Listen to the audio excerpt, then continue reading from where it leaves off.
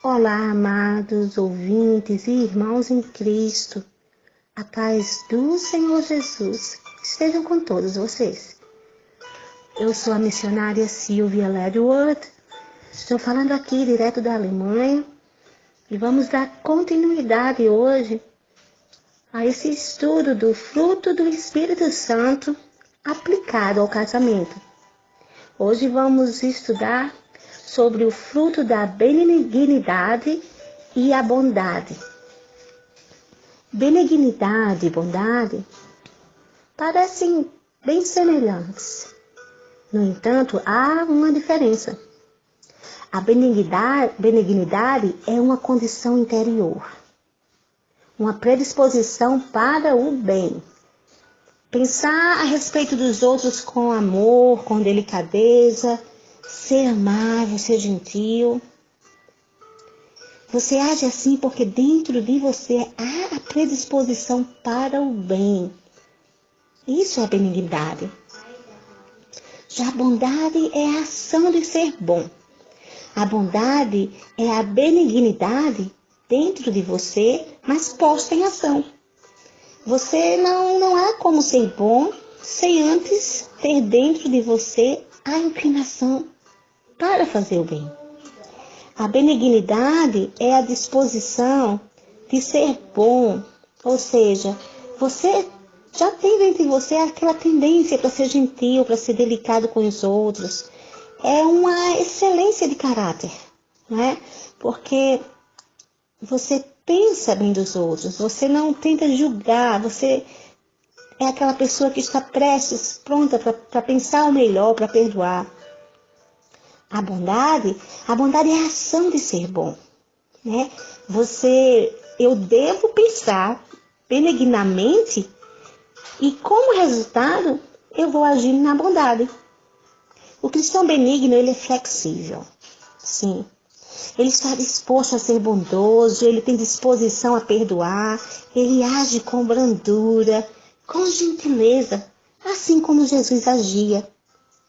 Por exemplo, a pessoa benigna, quando chega ao seu conhecimento que alguém fez algo contra ela procura a outra pessoa para conversar, não só para um confronto de acerto de contas de quem está certo e quem está errado. Não, o benigno ele já procura fazer isso, mas dentro dele há vontade no coração, já disposto a esclarecer uma situação, e ele também já está disposto ali a perdoar, a reconciliar.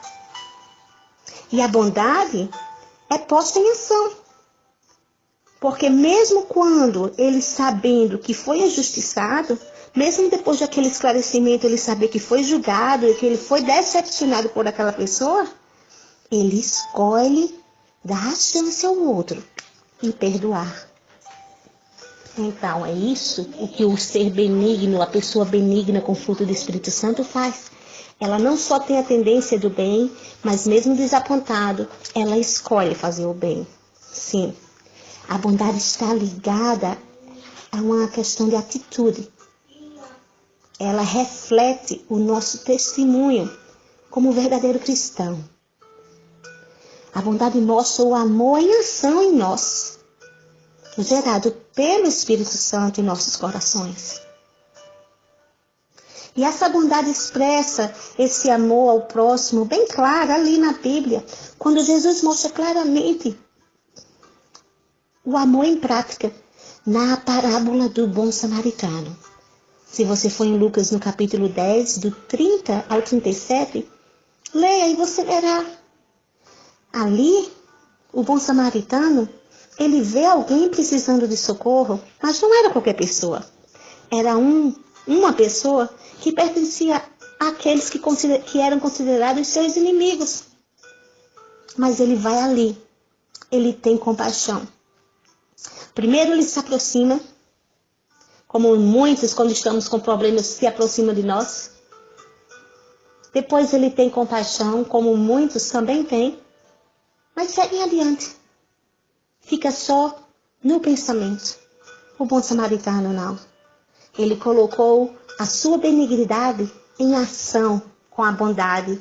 Ele atou-lhe as feridas daquela pessoa. Ele aplicou azeite, ele aplicou o vinho. Depois ele levou para um lugar seguro. Porque isso é a bondade em ação. Ela não ignora o necessitado.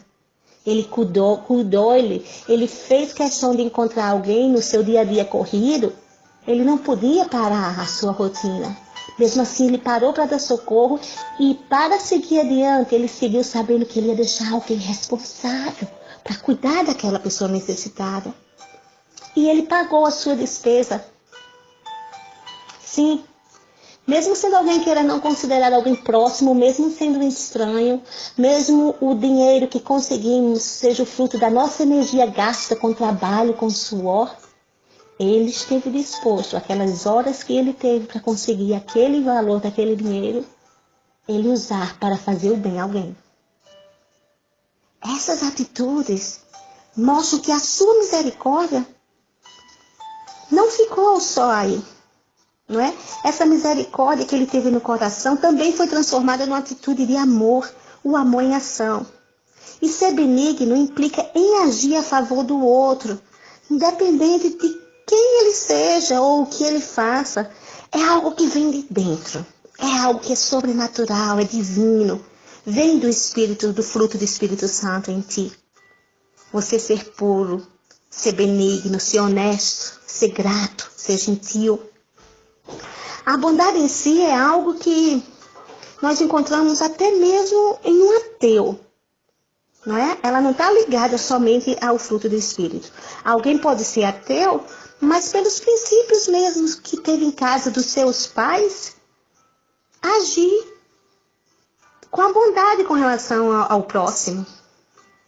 Mas quando a bondade ela não é gerada através do fruto do Espírito Santo, na hora que o outro o decepcionar, isso só durará mesmo até a hora que ele for magoado. E na hora que ele for magoado, ele segue adiante e a sua visão muda e ele não tá mais disposto a ajudar. Mas a bondade e a benignidade, que são frutos do Espírito Santo, ela vai operando em seu coração. E mesmo você sendo magoado, você continua a fazer o bem. Você escolhe fazer o bem. Um autor desconhecido diz que assim, se eu tiver fome e você me dá pão para comer, isso é bondade. Mas se você passar geleia, se você passar manteiga, isso é benignidade. Entenderam, amados?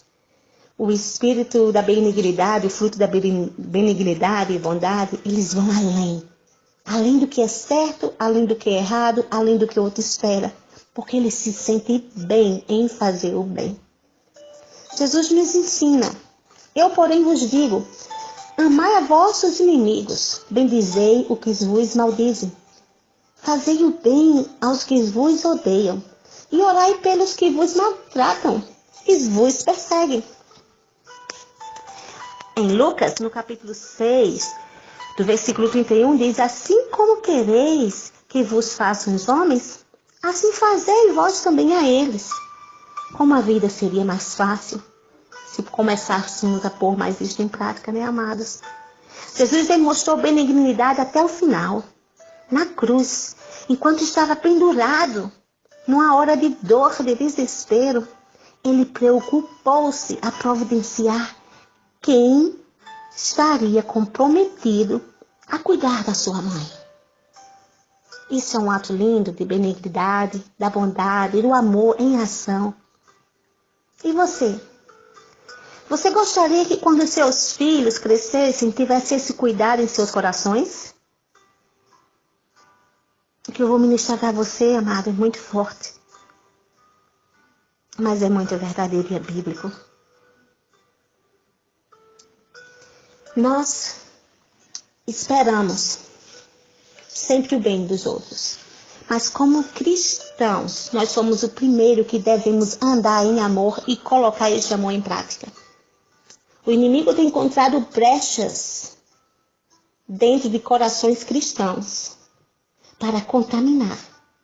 Brechas que o inimigo encontra para te contaminar diante de Deus e contaminar o teu testemunho diante da tua família.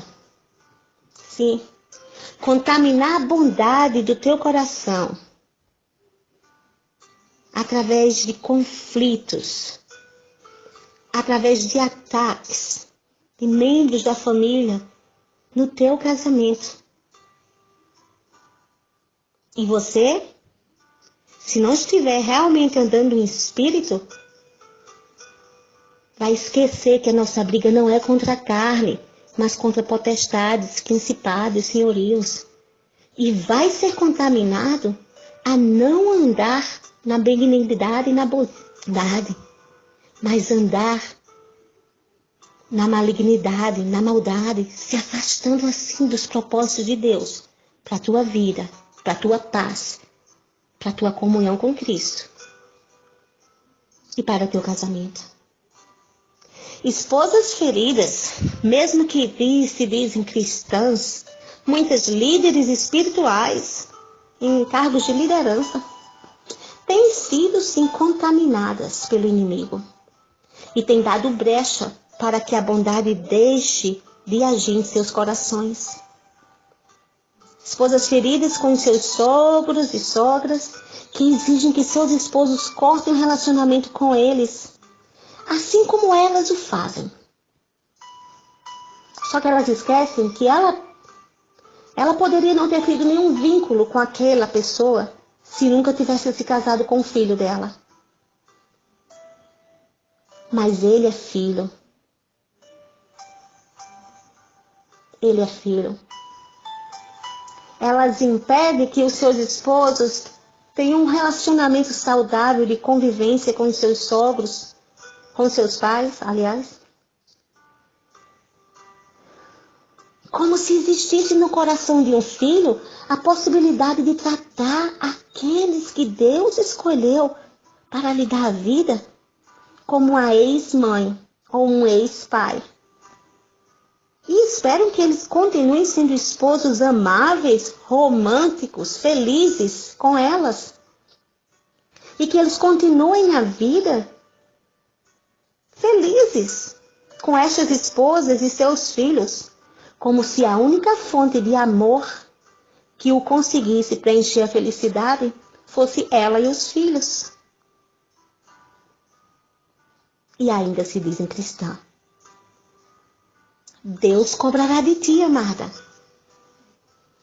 Deus cobrará de ti. Não permita que essa contaminação maligna, porque o oposto da bondade é a maldade. O oposto da benignidade é a malignidade. Não permita que ao invés do fruto do espírito da benignidade e maldade, você deixe a bondade, você deixe a malignidade e a maldade reinar no teu coração. Antes mesmo desse teu esposo ser teu esposo, ele era filho. Como é que você pode esperar que ele corte totalmente o relacionamento com seus pais e que se sinta feliz num casamento feliz? Deus te chamou para ser ponte do amor entre a família. Deus te chamou para ser uma mulher virtuosa, para ser um canal de bênção e não de desunião. Escolhe vencer também tu a carne, porque o mal de tudo isso não está só na família do teu esposo. O mal de tudo isso é porque você ainda não assumiu a sua falta de comunhão com Deus, que está permitindo com que o inimigo trabalhe no teu coração para a maldade. Sim. Você não está na mesma comunhão que estava, porque é impossível a gente agir andando desta forma e achar que está andando em amor. É impossível você ser um canal de infelicidade para um esposo e achar que está andando em um amor. Reflita sobre o seu peso no relacionamento.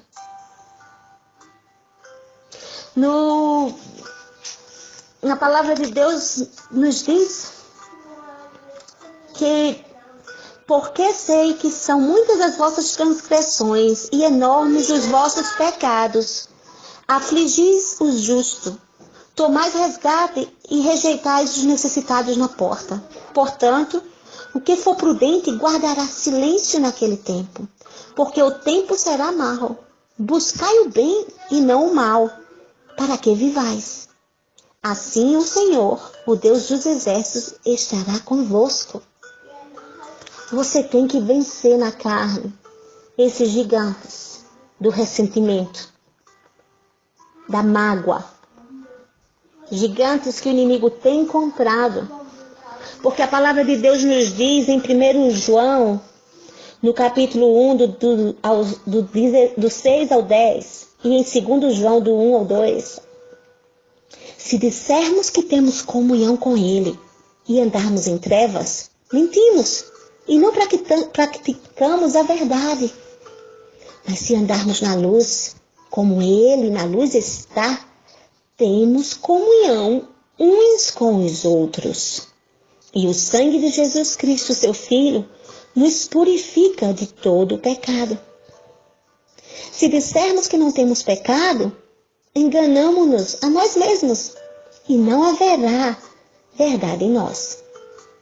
Se confessarmos os nossos pecados, Ele é fiel e justo para nos perdoar os pecados e nos purificar de toda injustiça.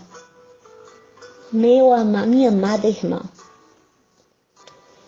Jesus é misericordioso, Deus é misericordioso para te purificar, para te santificar, para trazer de volta naquele lugar de intimidade com Deus e a paz reinar na tua vida, na vida da tua família.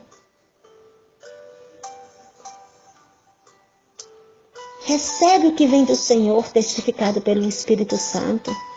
Vê a forma que você tem andado ultimamente no seu casamento. Se tem sido atos de bondade, de amor, de perdão, ou de maldade, de perseguição também da tua parte.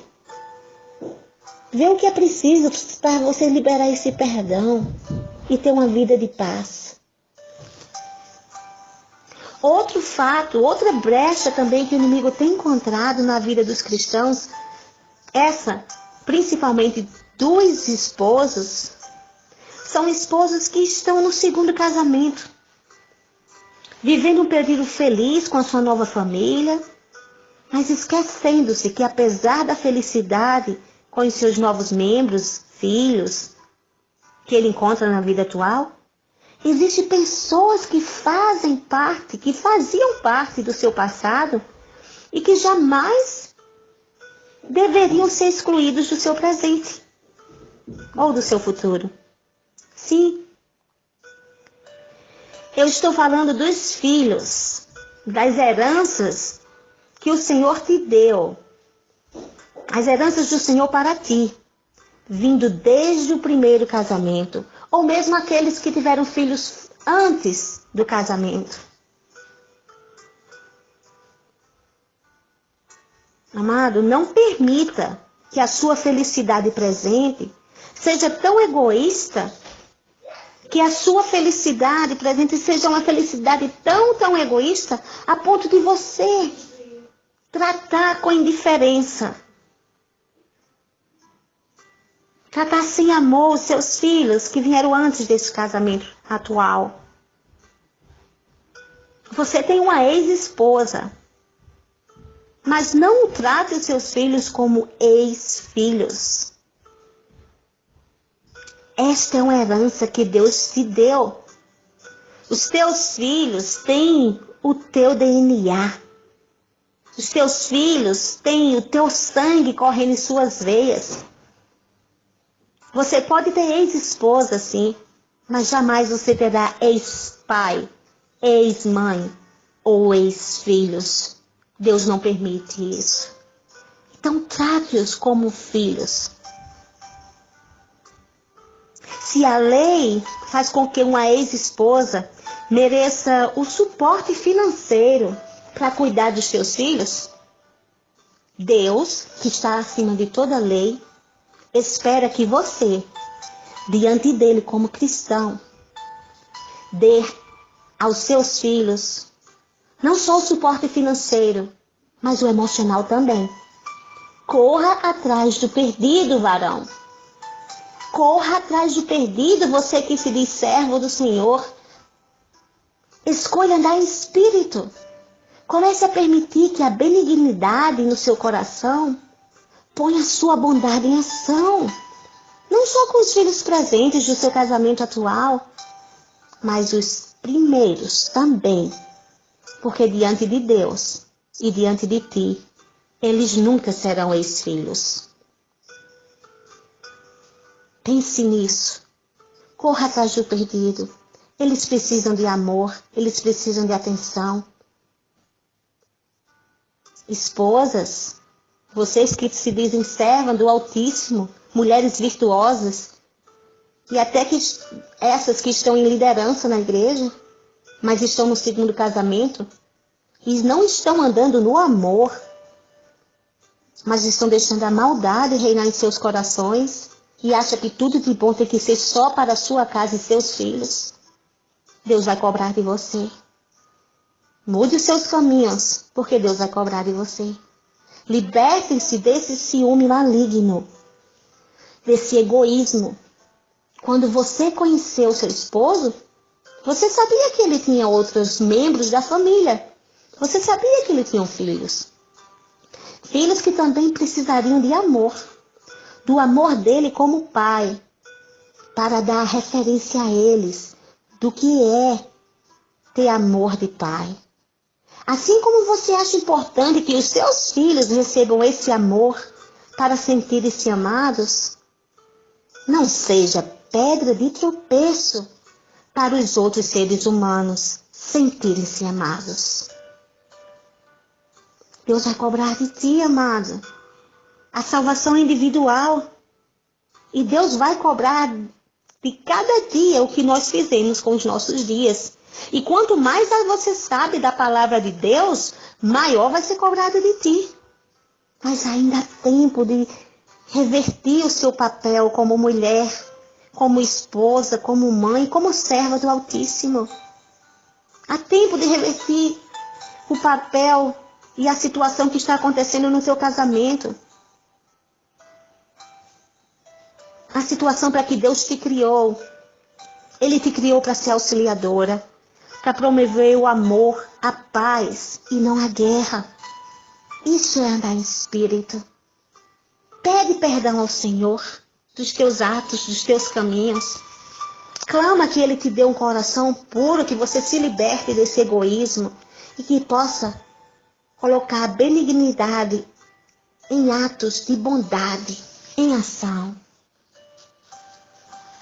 Para aqueles também que estão agora saindo do casamento, pela dureza dos seus corações, pela situação que se encontraram, pelo pecado, estão começando uma nova vida, decidiram que querem andar sozinhos. Aí é entre você e Deus. Deus sabe todas as coisas, a razão de tudo, o porquê de você querer andar só e não mais juntos. Mas eu te digo alguma coisa. Não pensa que o Senhor não cuida dos seus. Lembra-te que tudo aquilo que você tem foi criado pelos dois. Pela união, pelo esforço, pela unidade dos dois. Não se esqueça dos princípios cristãos. Só porque você está querendo começar uma nova vida e assegurar o seu futuro.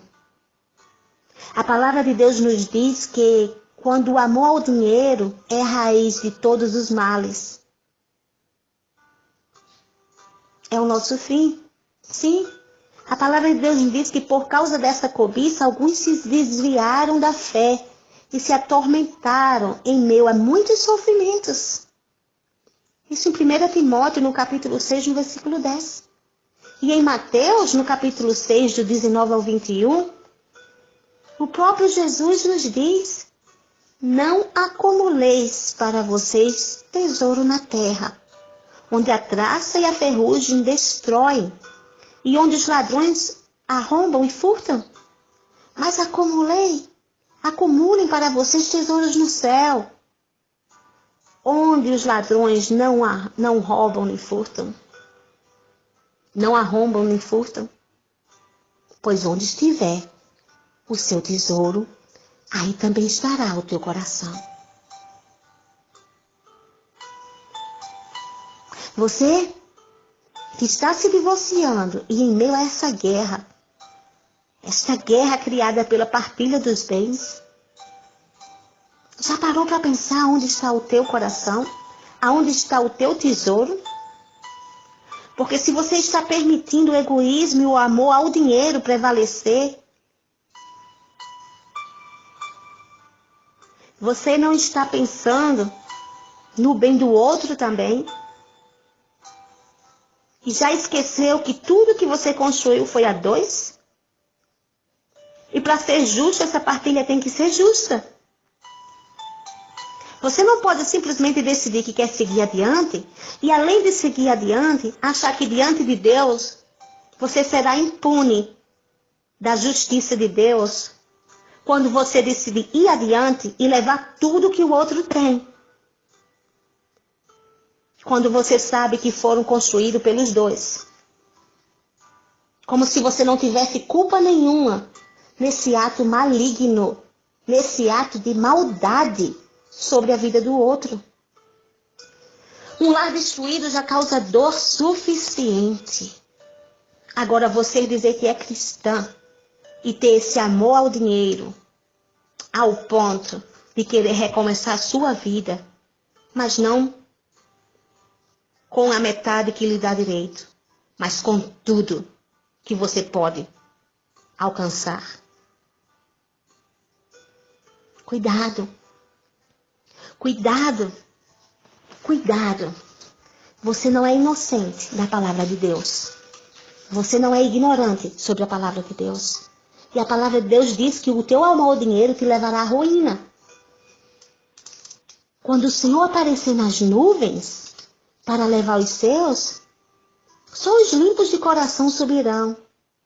E todo o teu tesouro que você conseguiu através da desgraça na vida do teu esposo ou da tua esposa, através desses atos de desamor, egoísmo, de maldade mesmo, não vai ter valor nenhum e não te garantirão a certeza da salvação.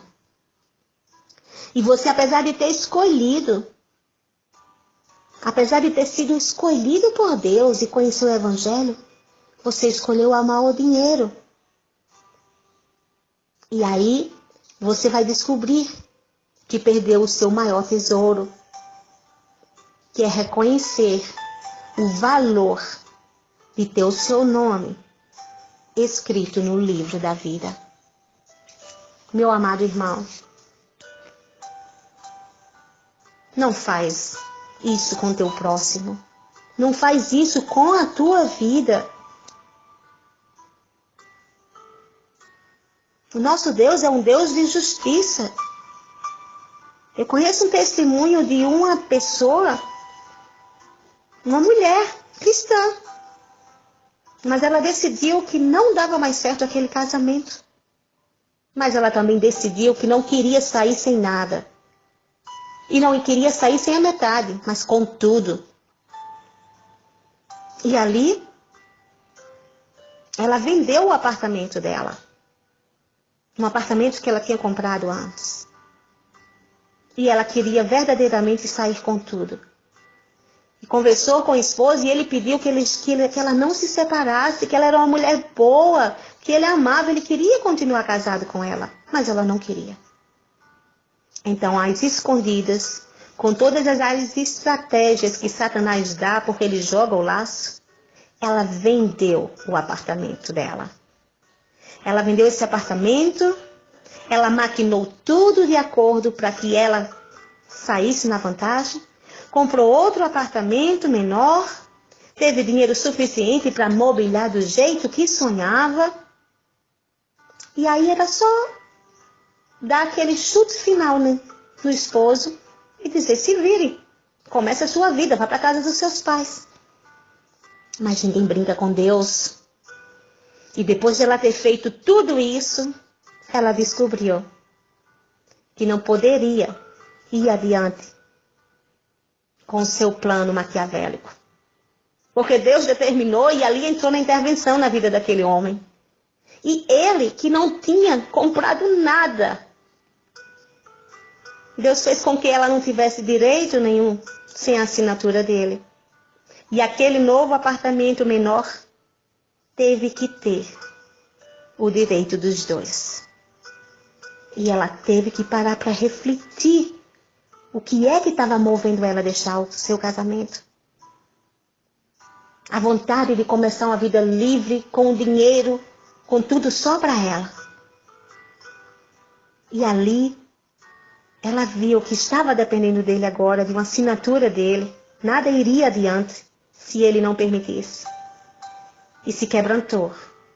E viu o que é que ela estava fazendo com os seus dias, com o seu casamento, movida pela cobiça, pela ganância, de ter tudo para ela e começar uma vida só. E voltou para o seu esposo. E ali diante do Senhor se acertaram. E ela se quebrantou. E agora estão com casamentos restaurados para a glória do Senhor. E a honra do Senhor sobre aquele servo foi tão linda que além dele estar com o casamento restaurado, ele tem direito a meio de tudo. Porque assim faz o Senhor quando ele decide entrar e honrar um filho seu. Então tem muito cuidado o que é que você está fazendo com os seus dias e com a vida dos outros. Porque esse outro também tem um Deus que luta por ele, que guerreia a guerra dele e que vai entrar com justiça em cada ato de maldade teu.